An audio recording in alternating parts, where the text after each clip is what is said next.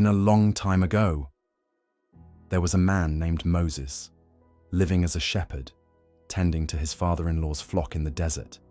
He'd been away from his people, the Israelites, for years, living a quiet, peaceful life far from the troubles of Egypt. But little did Moses know, his life was about to change forever. One day, as Moses wandered through the desert, he noticed something that caught his attention: a mountain with a strong glare.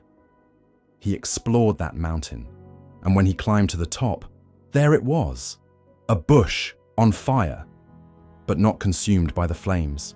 It was a miracle.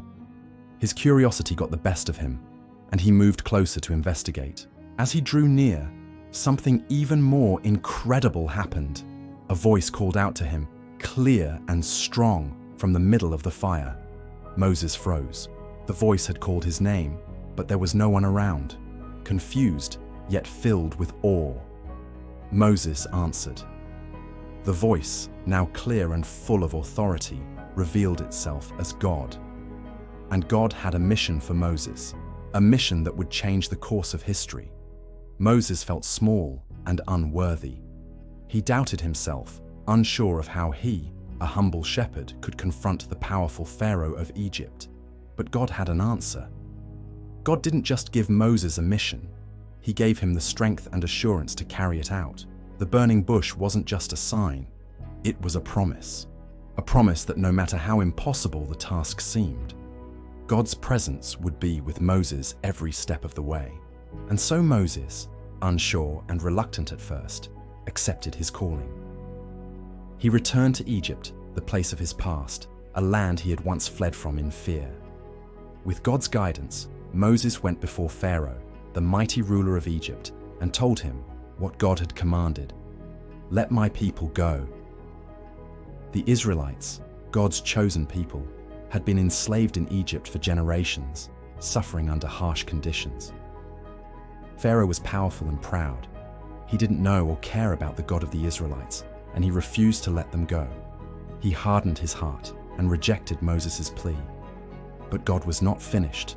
Moses, with his brother Aaron by his side, performed miracles right before Pharaoh's eyes to show that it was God's will they were carrying out.